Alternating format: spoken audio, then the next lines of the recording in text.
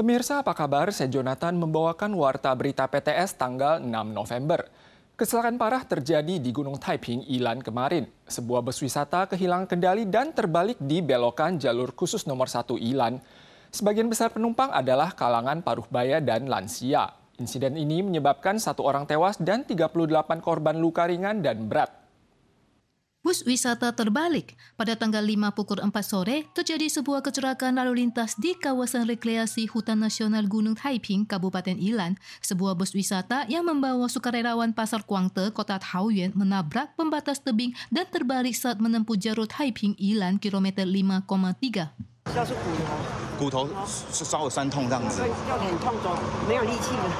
Penumpang yang terdiri dari sukarelawan perlindungan lingkungan sedang melakukan perjalanan 2 hari 1 malam. Kecelakaan terjadi saat turun gunung usai kegiatan hari pertama dengan total 42 penumpang mencakup sopir dan tour guide. 1 wanita berusia 70 tahun dinyatakan OKH atau henti jantung saat dievakuasi. 就失速啊，就踩刹车，大家手刹车也都没有用啊。哦，这样子，所以你那个时候有广播跟大家讲这样的一个状况。导游有讲，后来就直接撞到护栏，然后就翻车了。 Sopir mengatakan kecelakaan terjadi karena mobilnya tiba-tiba kehilangan kendali dan lembrong.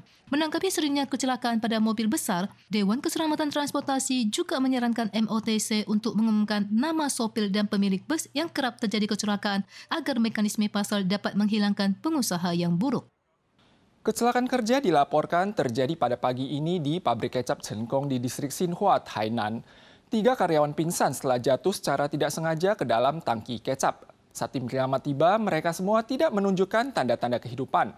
Untungnya setelah diselamatkan, detak jantung dan pernafasan ketiganya kembali normal. 3 pegawai sedang membersihkan tangki penyimpanan. Salah satu dari mereka jatuh terlebih dahulu. 2 pegawai lainnya berupaya menyelamatkan dan turun untuk mengangkat rekan mereka keluar. Namun gas di dalamnya menyebabkan ketiga korban pingsan dan kehilangan pernafasan serta detak jantung.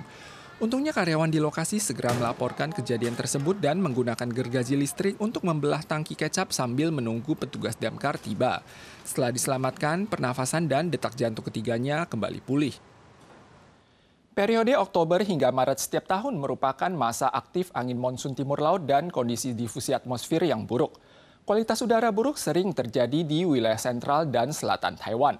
Kualitas udara di kawasan pesisir pantai Changhua dan Yunlin pada pagi ini melampaui indeks 100. Terkait hal ini, Kementerian Lingkungan juga mengeluarkan peringatan warna oranye.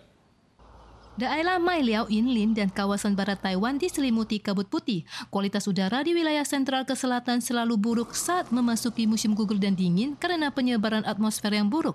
Pada dini hari tanggal 6, termasuk Erlin dan Tacheng di Changhua dan Mailiao di Yinlin, indeks kualitas udara melebihi angka 100 mencapai tingkat rawan bagi yang alergi.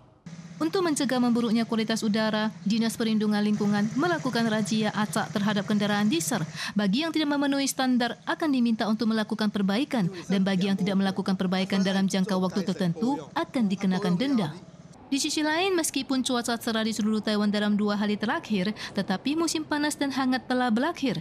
Mulai Senin, 2 gelombang monsun timur laut akan tiba dan cuaca di Taiwan Utara berubah menjadi sejuk dan hujan.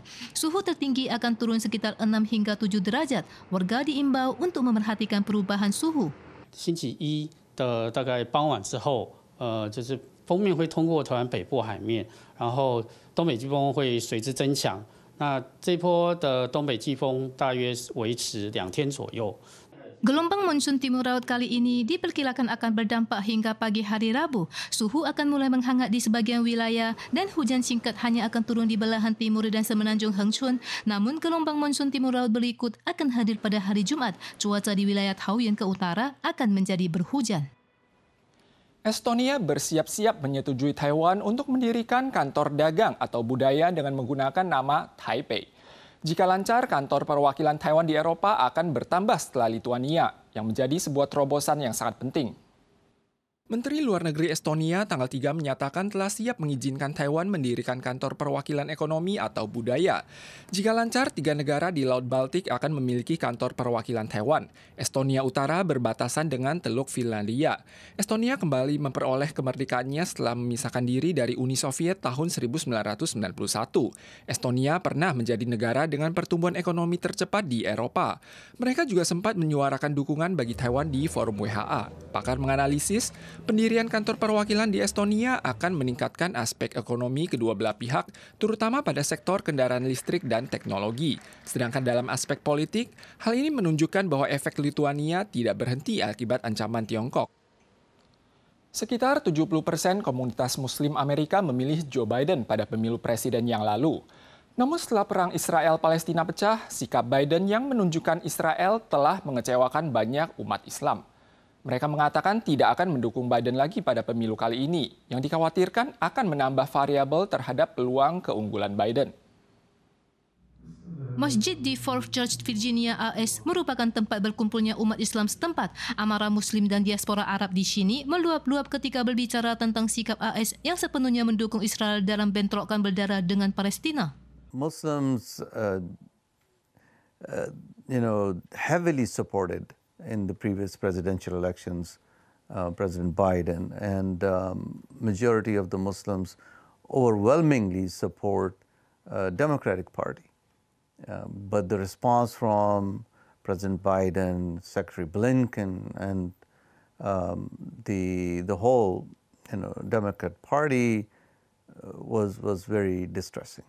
Di Amerika Serikat terdapat 4,5 juta Muslim mencapai 1,3% dari jumlah populasi dan 69% umat Islam memberikan suaranya kepada Joe Biden pada pemilu tahun 2020 dan 17% mendukung Donald Trump. Meskipun populasi Muslim tidak termasuk besar, tetapi menjadi minoritas yang menentukan di beberapa negara bagian AS. Something has fundamentally broken in the hearts of many Muslim and Arab American Democrats. They don't see the president treating Palestinian lives and Israeli lives equally.